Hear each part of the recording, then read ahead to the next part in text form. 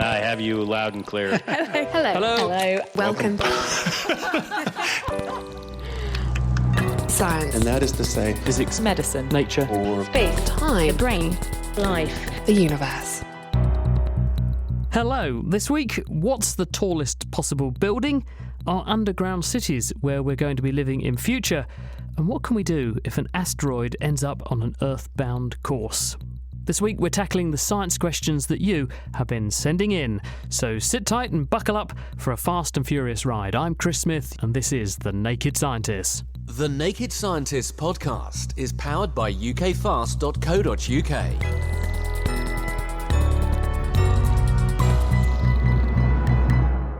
Well, let me introduce the panel of people who are here to help me answer your science questions today. Alan McRobie is an engineer at Cambridge University. What exactly, Alan, do you engineer? I'm a structural engineer, Chris. I tend to do large things like bridges, towers, skyscrapers, dams. I can't do small things like houses very well, even though structural engineering does apply to bacteria and DNA and things like that. And when you say you do those things, is that actually coming up with the techniques and the processes that people will use on the ground to build them? Is it designing them? What's your role? It's all of those things. I used to be a designer, but now I teach people how to do it, and I invent new ways of designing things, look at new materials, new types of building, that sort of thing. Thank you, Alan. Sitting right next door to Alan is Sophie Moles. She's a behavioural ecologist at Anglia Ruskin University, and she looks at how animals communicate and how they find mates. And Sophie, one of your interests, I understand, is looking at fiddler crabs in Australia. Apart from the fact that you get to travel the world to these wonderful venues, like going to Darwin, where it's lovely and warm, to study these crabs, what got you interested in fiddler crabs in the first place? Well, I should say it's a real shame you have to go to the tropics to study these things. But it's really fantastic because they're sexually dimorphic, which means that the males and the females look different to one another.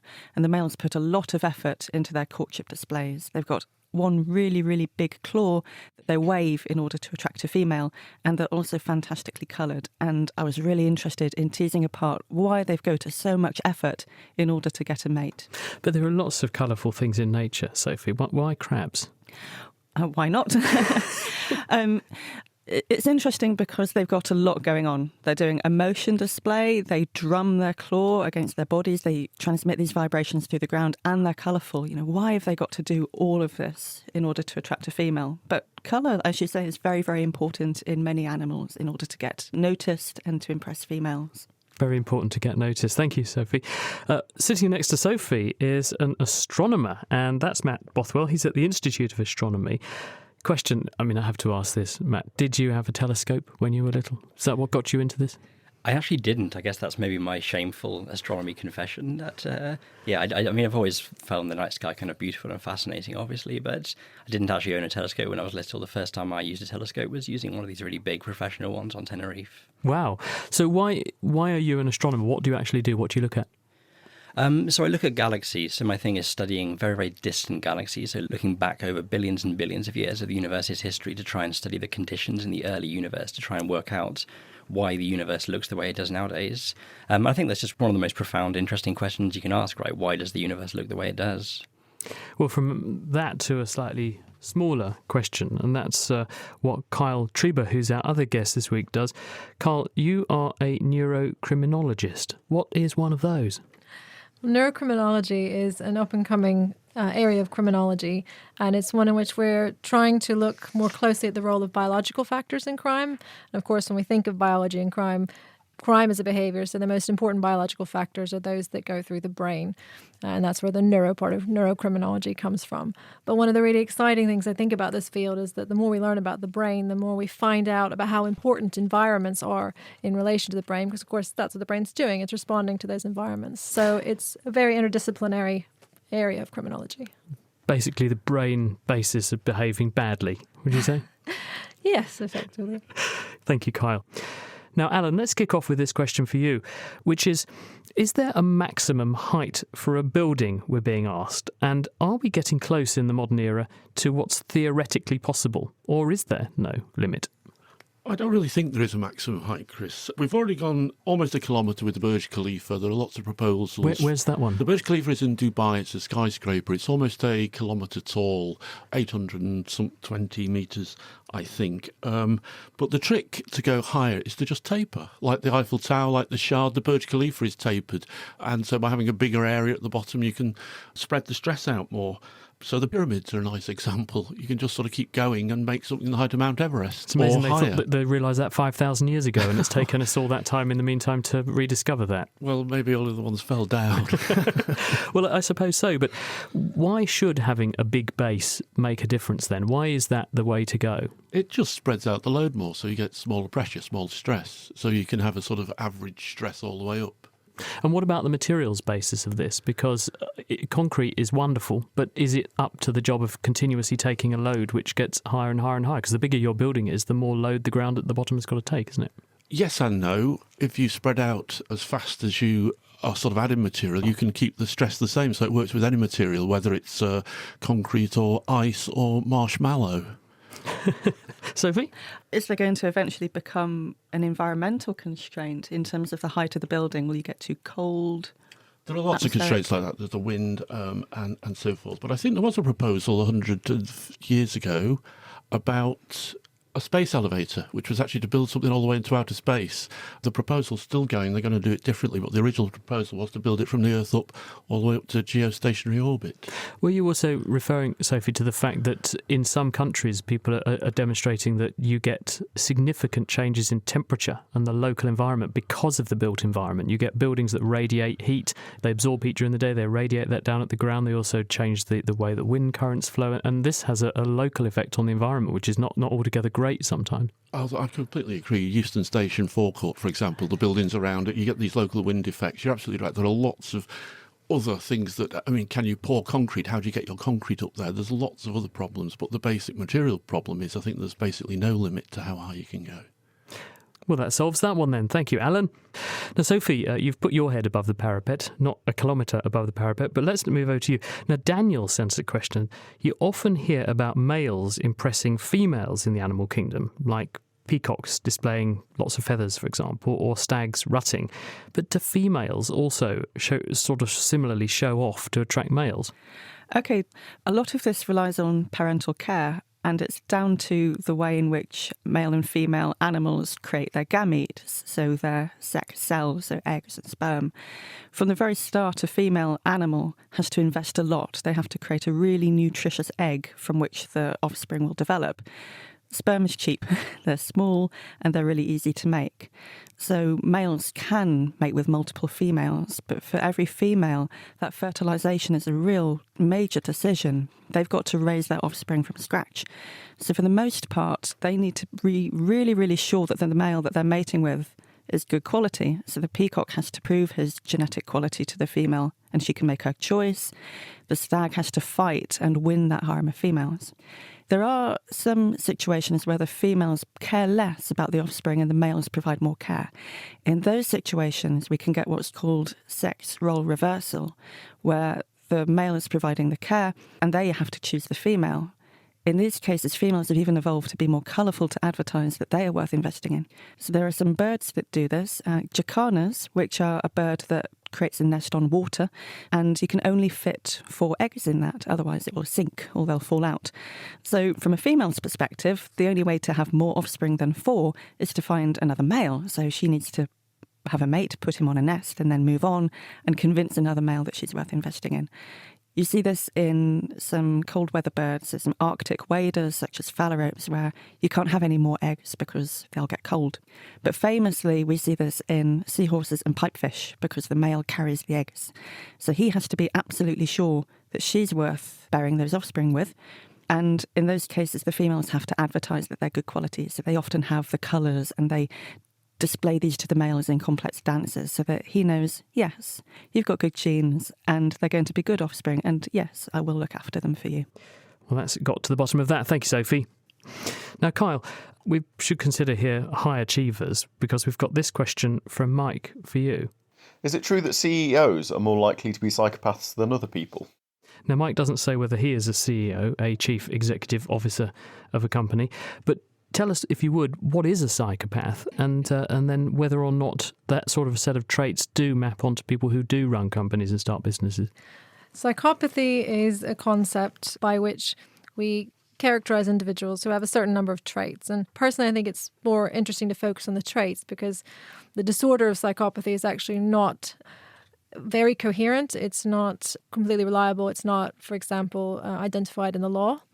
But the traits that we tend to see in the idea of psychopathy are callous unemotionality, so a lack of feeling, particularly in relation to other people and their suffering, grandiosity and narcissism, self-interest.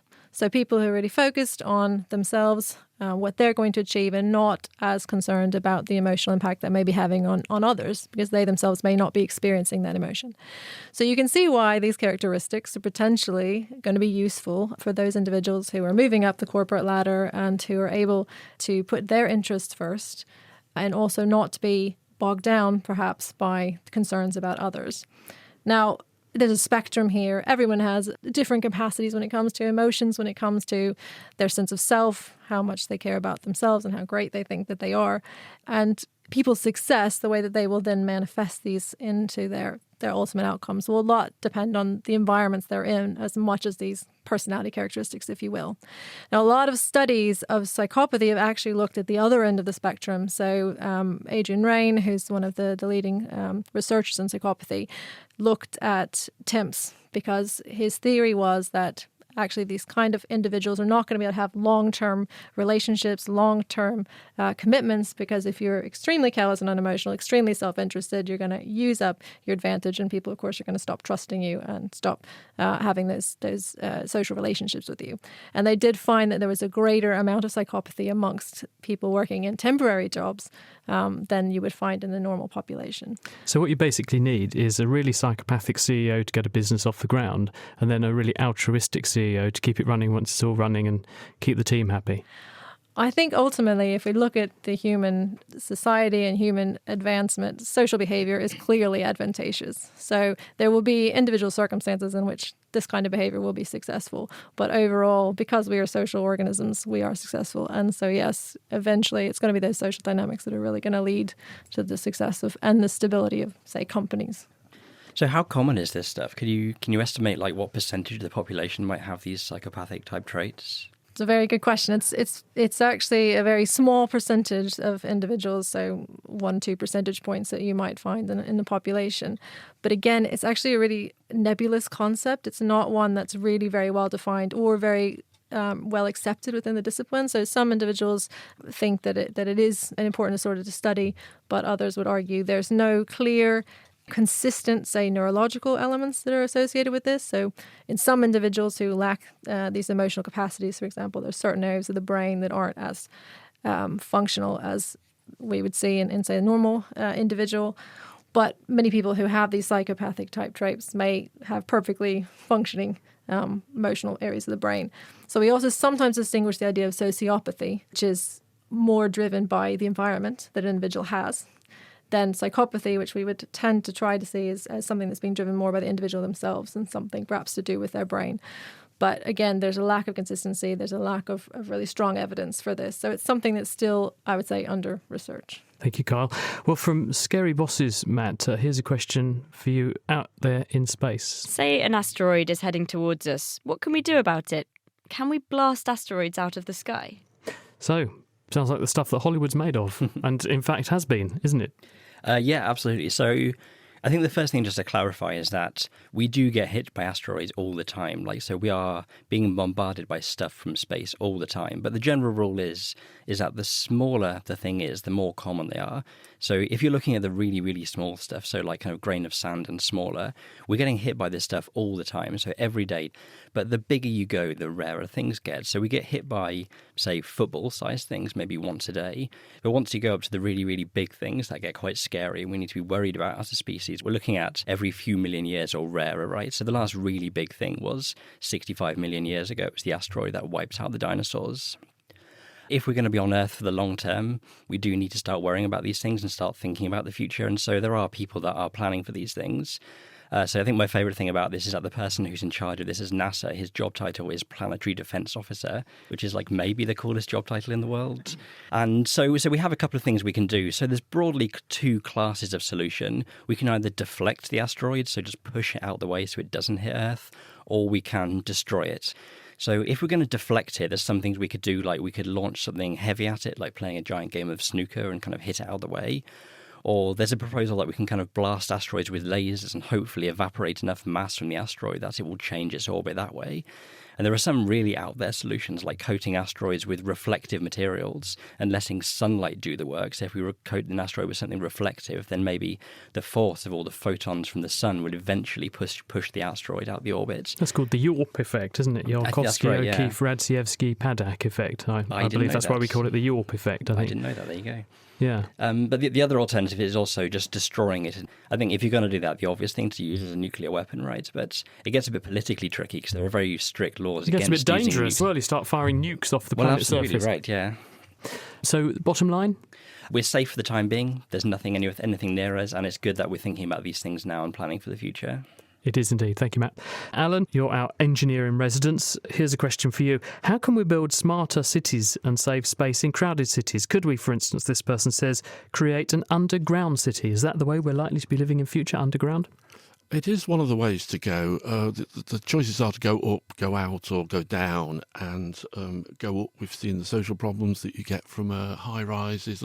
There's a lot of sense about going down. There's lots of dystopian films where probably we've polluted the atmosphere and we all have to go underground. But there's a lot of good reasons why you should put a lot of your infrastructure underground. All your cars should be underground, your trains, etc.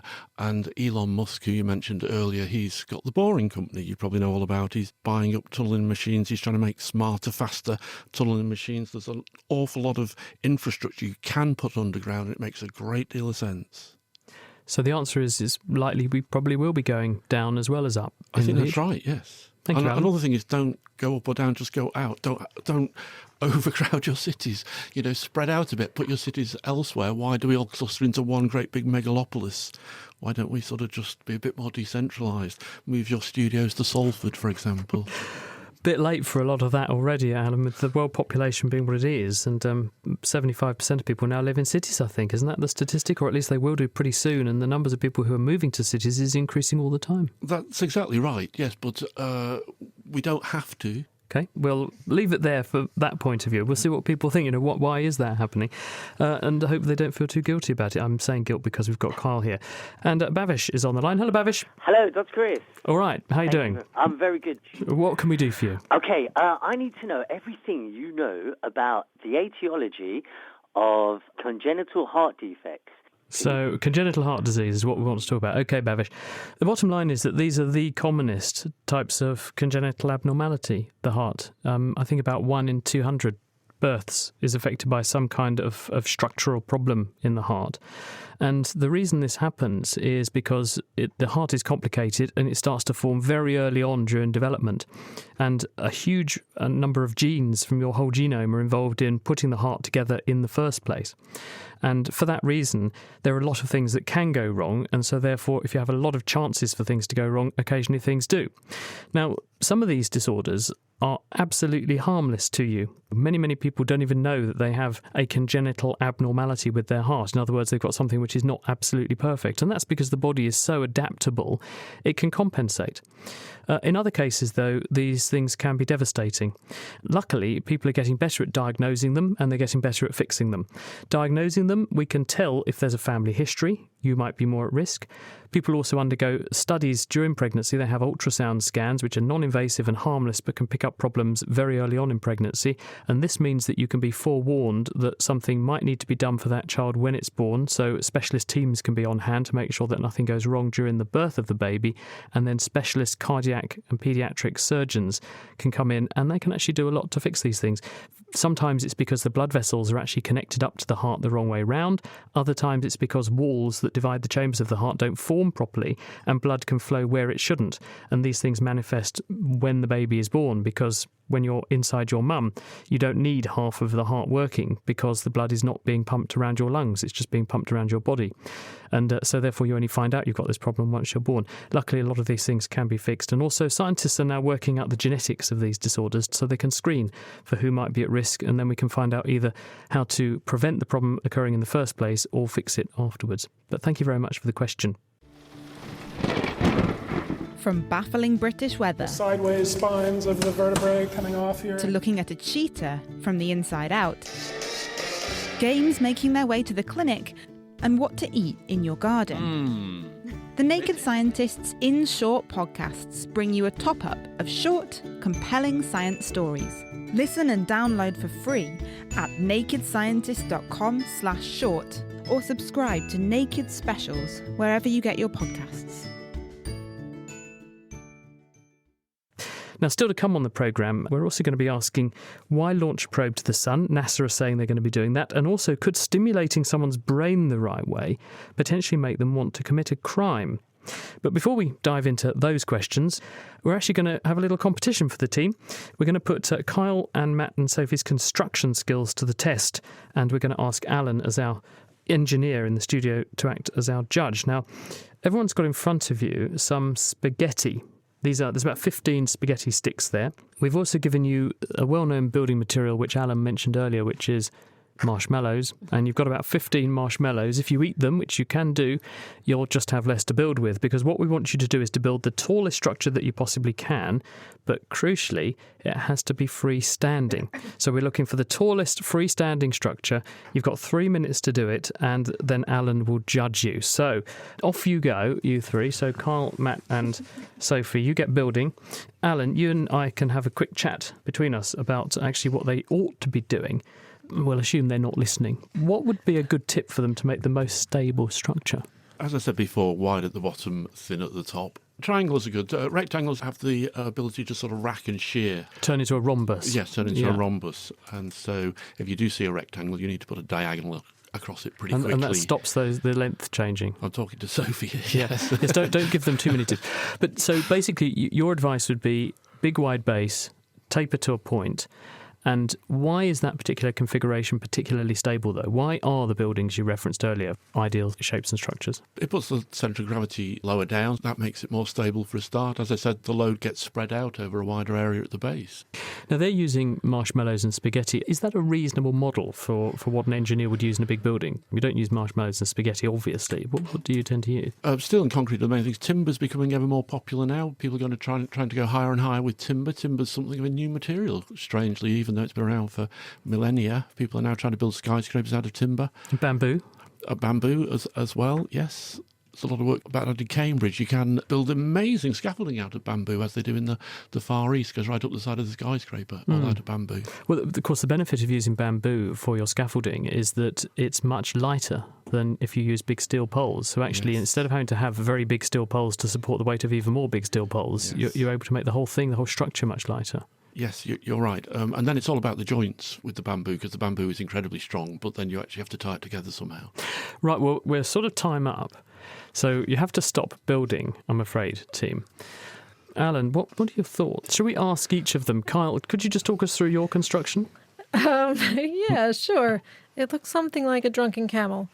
I've got 4 big marshmallows in the base, and then they're tapering up to 2. So you can kind of imagine the 4 hooves going up to the front and back of my camel. There's a body in between, which is made out of one of these noodles. And then there's one single neck going up that didn't go anywhere because I ran out of time. I would suggest that this is not the best building material. Alan, your critique? It's nice. I like the camel thing. It's got artistic merit. It's up to the second layers. There's some triangulation going on. So we're looking probably about 30 centimetres of height for Carl there. 50. You're going as high. You're really adding a bit on there. Yes. Okay, 50. Okay. Yes. Matt, what have you got in front of you? Yours is much taller. It's still something of a monstrosity, I think. I think it's something maybe from War of the Worlds. It's a couple of... Describe this for everyone. It's a couple of tripods which are held together by a kind of cross beam and a triangle on top. And then I've got a completely unnecessary extra couple of centimetres on spaghetti just to try and get some extra height. Alan, your verdict? No, it's very good. The tripods are naturally stable. I'm sure there would have been 3 tripods had there been more time and more marshmallows. I like the little thing on the top. Lots of real buildings do that. They put a little aerial on the top just to get a bit higher in the Guinness Book of Records. The Shard in London is a classic example, isn't it? The top bit's completely impractical. They all aesthetic. I think most of the buildings do that, yes. Sophie? Mine is leaning against my microphone. It looks like the Eiffel Tower has melted. I ignored Alan's advice about the crossbeam, and I thought I'd cheat by eating off half the marshmallows to create a stable, sticky structure, but it didn't work. Alan? There's a lovely tetrahedron at the top, which has got all the triangles everywhere, so it's really nice and rigid, but the lower part has got lots of rectangles and they've all just twisted.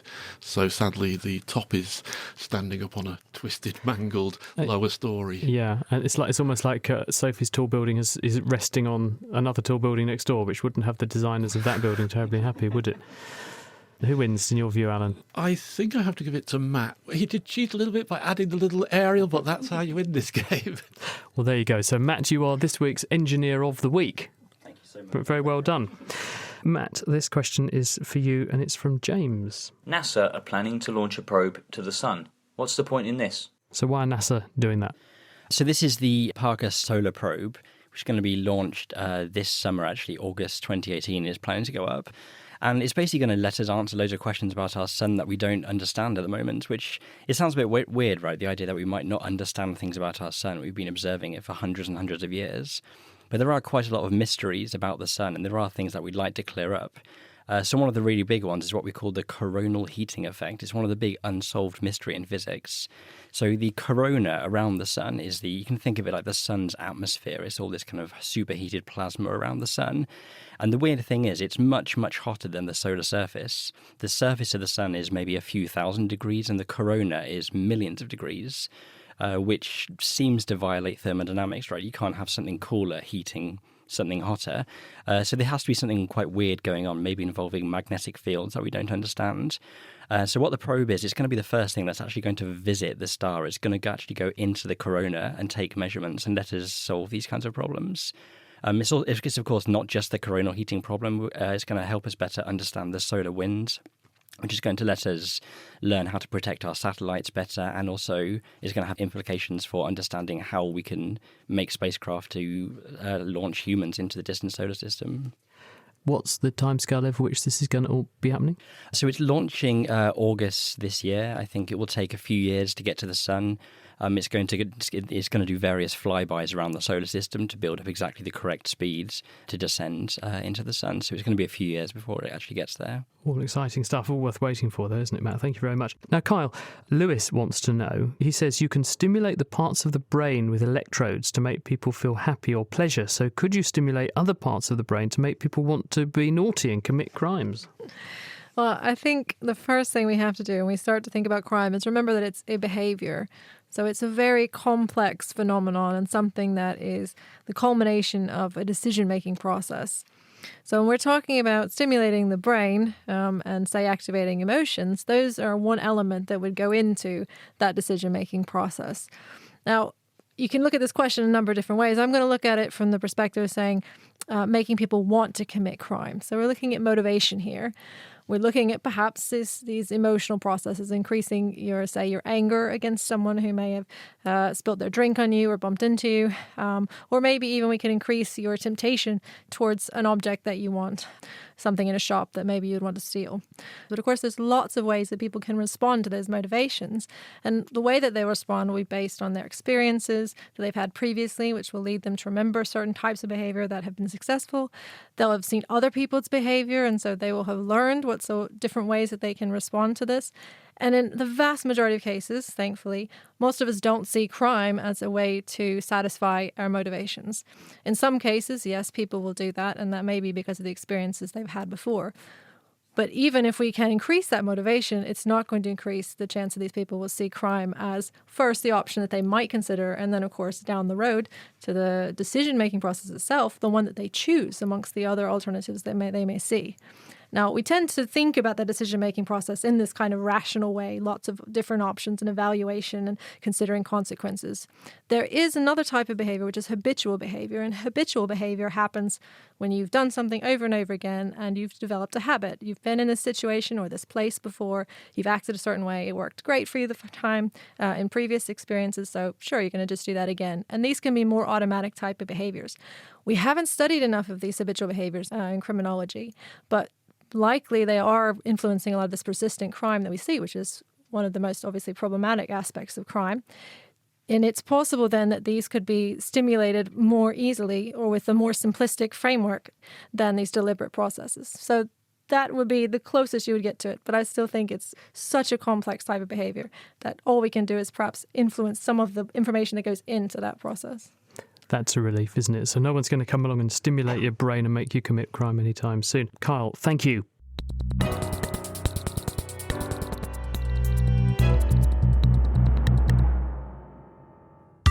The Naked Scientists podcast is produced in association with Spitfire, cost-effective voice, internet and IP engineering services for UK businesses. Find out how Spitfire can empower your company at spitfire.co.uk.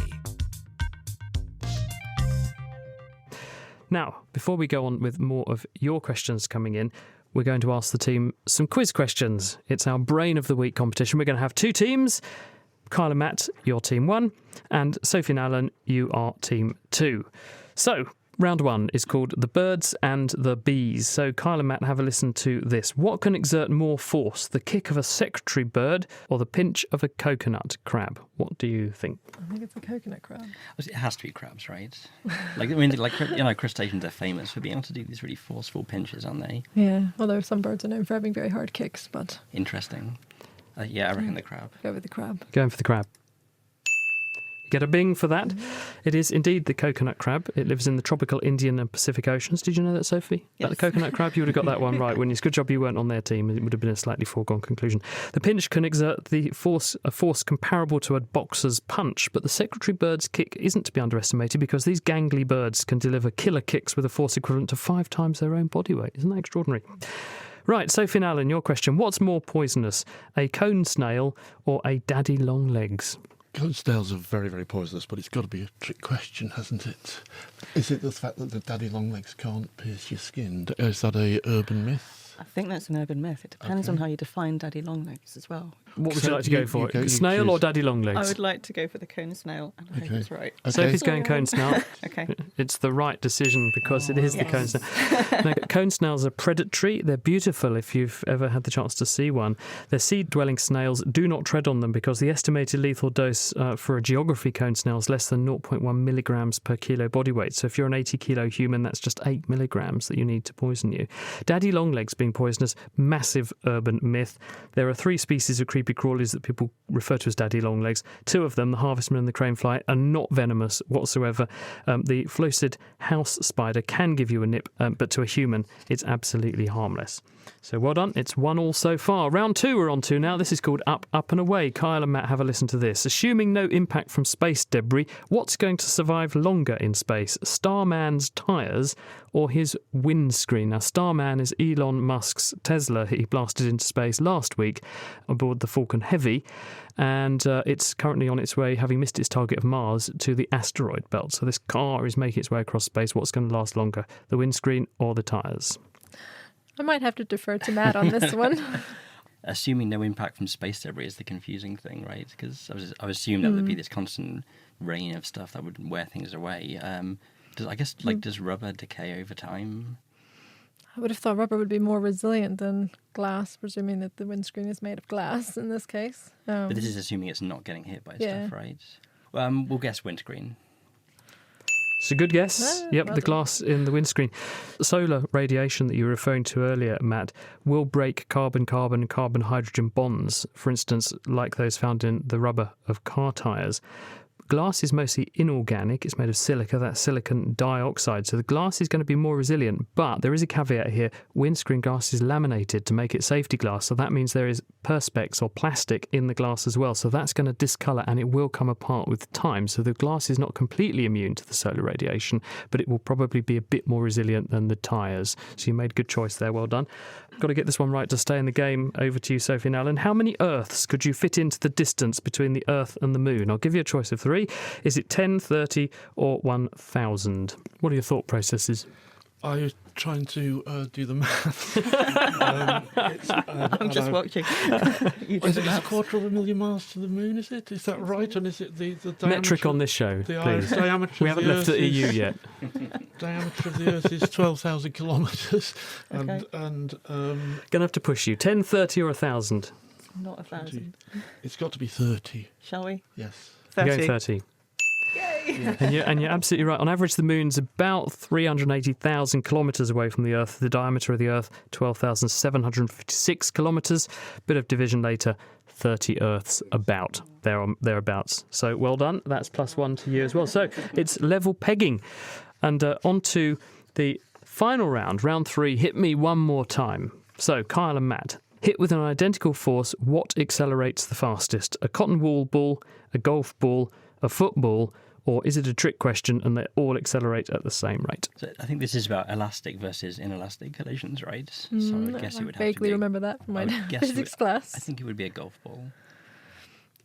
That's the initial response, but then I'm going to Well, go with your golf ball because you're gonna that's go golf ball. But I'm wondering if it's all at the same time. You got a no for that one. Actually, the cotton wool ball, and the physics is that Newton's second law is force equals mass times acceleration. The acceleration is force divided by mass, therefore, so the lightest object with the smallest m mass, the cotton wool, is going to accelerate the fastest. It's not going to have much momentum, though, and that means it's going to feel a lot of air resistance, so it's not going to travel very far. So it was a bit of a sneaky question. Let's hope they get this one wrong and then you'll stay in the game. Right, Sophie and Alan, in a glass filled with water and ice up to its brim, when the ice melts, will the water level in the glass A, drop, B, stay the same, or C, overflow? Up to its brim. So then it will drop because ice is greater in area, volume than water. So once the ice melts, as long as it's up to the glass's brim, the level will drop. Yeah, let's go with that. You're saying the level's going to drop? Yeah. No, actually, the level will stay exactly the same. And the reason for this is ice is, of course, made of water. So the ice is displacing a volume of water equivalent to its own mass because the mass of the ice is made of water, so it's 1 gram per centimetre cube. So actually it's displacing a volume which is equivalent to its mass. So that means the level of water won't change when the ice melts. It will stay the same. Yeah, there you go. Right, we're on to the tiebreaker now. So to the nearest 10, how many balloons can the current Guinness World Record holder blow up in an hour? By mouth, how many balloons, world record, inflation in an hour? How big is your balloon? Gonna have to hurry you. Yeah, before they faint. Yeah, maybe even more. Okay, right, here we go. Have you got a number? Have you thought? Don't tell me it, but just have you thought of a number? Yes. Yeah. Have you two thought of a number? Yes. No, you mustn't cheat. Okay, so there's honesty, and this is Kyle's a criminologist, so she'll know if you're cheating, right? So you have to tell us what number you first thought of. So, Kyle and Matt, what is your suggested number? 1,400. 1,400. And Alan and Sophie? We had 1,000. The answer is 910. This is according to the Guinness Book of World Records. Hunter Hewen from Colorado trained for 6 months. He also worked with a surgeon to get the most efficient balloon tying technique, and he even worked on techniques for conserving air and avoiding getting lightheaded. And during his record-setting feat, he nonetheless still experienced tingling in his hands and said he got changes to his eyesight as well, which is a bit of a worry. But what that means is that the points go to Sophie and Alan. So well done. That enables you to clinch victory from the jaws of defeat, and you are this week's big brain of the Naked Scientist. Thank you very much for that. Now, Sophie, here's one for you, which has been sent in from Katie. Most of us have probably encountered a 2-timer on the dating scene. But what about animals? Do they ever cheat the rules? Poor old Katie. Sounds like she's had a rough time. What do you think? Oh dear, Katie. Well, actually, yes. For the most part, in the animal kingdom, polygamy is the name of the game. So animals mate multiply. From a male's perspective, that makes sense because, as I said earlier, sperm is cheap to make. They're very small cells, and males can fertilise multiple females. So from an evolutionary standpoint, in getting genes into the next generation, for many animals, it makes sense for males to mate multiply. But that doesn't mean that the females are losing out, because females can mate multiply too. They can mate once and get some genes for their offspring, but they could maybe mate twice and get some better genes for their offspring. In some animals, females can store sperm, so they can actually let sperm competition sort it out. And bees do that, don't they? Because I was gobsmacked when a bee expert, when I interviewed him at the University of Western Australia, said that the queen bee, in some cases, mates once and can store sperm for years and continue to fertilise offspring from that one-off mating. With many, many males. Indeed. I mean, in the hive, that's her family. They're all very genetically related to her. She won't want to mate with any males that enter that hive because they'll be her sons. But yeah, many insects can store sperm for a long time. So it's not a bad thing if you then mate with another male, because you might get some new sperm or better ones. So you get better quality offspring. And they might be compatible genes as well, which make for better offspring too. Well, you might be able to provision them with different immunities. So if a disease breaks out, you don't lose all of your offspring because you've mated with multiple males who offer different immunities through their genes. But you do get genuine cheats as well. So some animals can offer nuptial gifts as a kind of mating gift to a female. Food is a good nuptial gift. Always works. Always food. works. It's Food, a surefire winner. Flowers, that sort of thing. Food is great because females have to produce offspring, so they need a lot of energy to make a baby or an egg. So males can give females nuptial gifts involving food. And there are some famous examples in spiders where they wrap the gift in silk and the female has to unwrap it. And while she's unwrapping the gift, her present, he gets to mate with her. So the more well wrapped that is, the longer the mating, he transfers more sperm. But some of these cheating male spiders will wrap something that isn't actually food. Oh, so that's a bit of awful. a leaf or a twig that he's found, and that's a real cheat, really. And does the female pay him back by eating him, which seems to be what most spider females do to the male? If he's not quick enough, then yes, that can happen. So how quickly does she discover and become disappointed? Well, it will be on opening the gift. But sometimes males want to be eaten. In some spiders, once they've mated twice, they actually lose the ability to mate again. So they may as well sacrifice themselves, and then the protein that makes their bodies will make more eggs containing their genes. So that ultimate sacrifice can be really good for him That genetically. really is the ultimate sacrifice, isn't it? Thanks for that wonderful answer, Sophie. Now, Matt, we've got this question which actually came into the Naked Scientist forum, nakedscientist.com/forum. And what they're discussing on there is about gravitational shielding. And someone's saying, what is gravitational shielding? Could we make something that could shield an object from the effects of gravity so you have a sort of anti-gravity shield?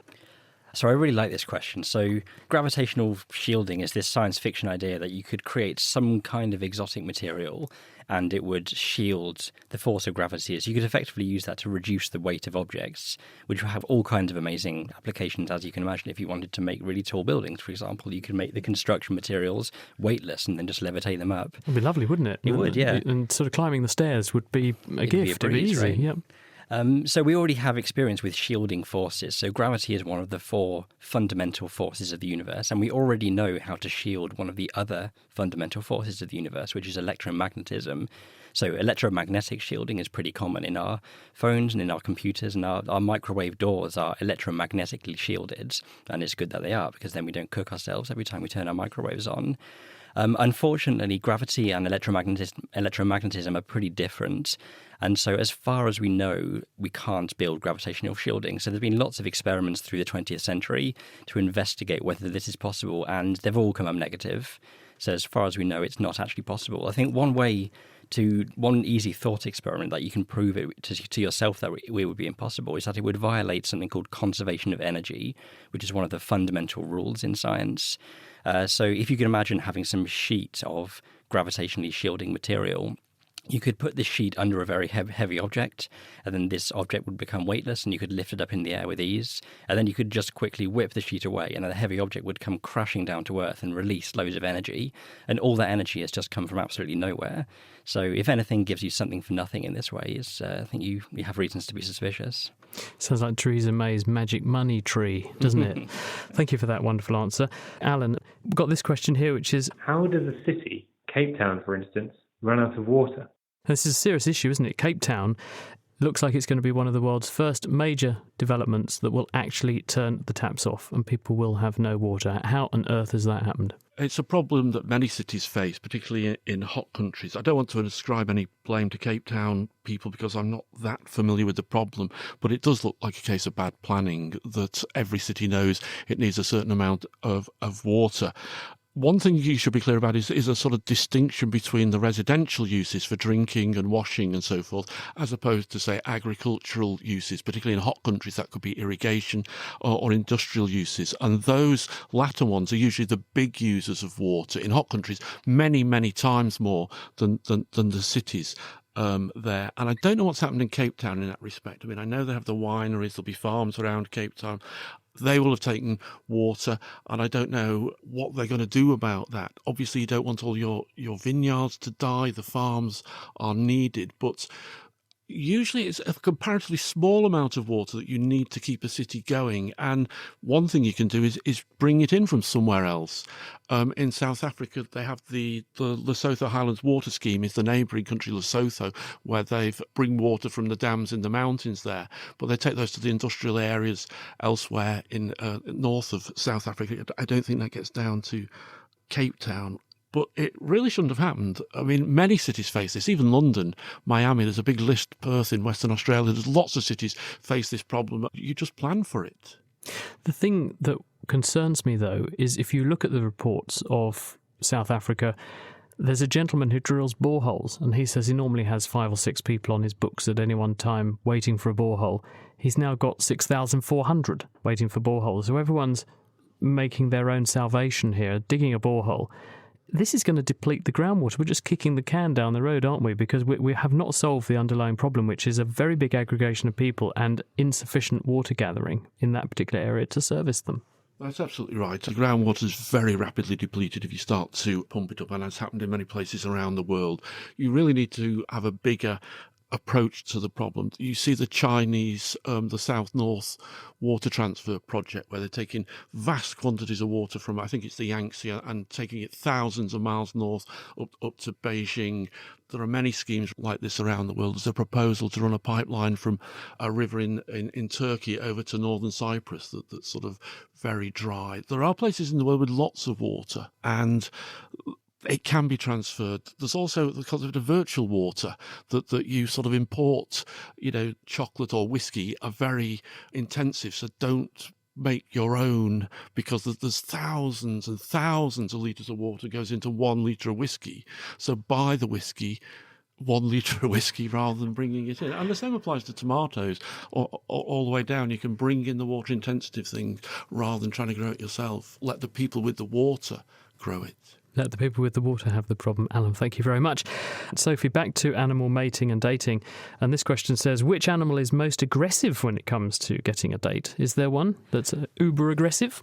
There are some uber aggressive animals, but they're very rare, to be honest. So over evolutionary time, we have seen the adaptations for conflict largely between males in order to access females.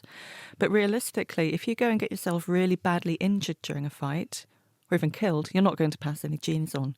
So we see a real reluctance to use these weapons. So, for example, deer interlock their antlers and they have pushing contests. That's after they've roared to demonstrate their size and their stamina. They don't just stab each other with them. So we see what's called restrained fighting. And fighting, in inverted commas, tends to be resolved via communication, especially when there's a likelihood you'll get really hurt. However, if it's really worth fighting for, if you've got a really good quality resource, and that in genetic terms would be a lot of females, then you do tend to see really dangerous conflict. And a good example of this are elephant seals. So these fight hammer and tongs for access to a whole harem of females on a beach. If you're a weakling male and you're just not competitive, it's just not worth fighting. So you're not going to have any offspring. If you try to take on the big dominant male, you just get terribly injured or killed. If, however, you might have a chance of taking him on, if you're possibly the same sort of size or strength, then you can get incredibly vicious fights because you could have all of these females and pass all of your genes on and have lots of offspring. Losing that fight is almost the same as being that weakling male. In each case, you don't get any genes going into the next generation. So it's really, really worth fighting for if you've got a chance. You can get really bloody encounters between these guys. One interesting perspective that was put to me about 10 years ago by a lady I interviewed who'd been studying deer in Scotland. Her name was Lushka Crook. She pointed out that actually the genes that make for a really big, powerful male deer are not going to be the best genes to, if they end up in a female offspring, to nurture a baby, because these animals are sexually dimorphic. The males look quite different to the females, and actually this is quite a crafty way of keeping the diversity in the population, because the males are not made too male or too masculine, because those genes would disadvantage a female offspring and vice versa. So it sort of keeps everyone a bit in check, but there is still a difference between males and females. Yes. Genes obviously get transferred into the offspring, whether they come from the male or the female. So if you have a daughter, she will inherit genes for male characteristics too, and could then transfer those onto her son when she eventually has that. So in deer, for example, a male may inherit the genes that determine his antler structure from his mum because they came from his grandfather. We tend to see this also in other sexually selected traits. For example, famously in peafowl, the peacock, as you said earlier, has this enormously elaborate train. The female, however, does not. She's fairly drab. She has to incubate. He does nothing. He gives her his genes, but she has to do the work of looking after the eggs. So she has to be cryptic and camouflaged. But she has still inherited some of those male traits. It has a little glossiness, and that might be a bit of an evolutionary bind. She's still a little bit spottable when she's on the nest. A nice example from the UK is ducks. So the males are really nice and shiny and elaborate to show how good they are. They don't do anything to help with the child rearing.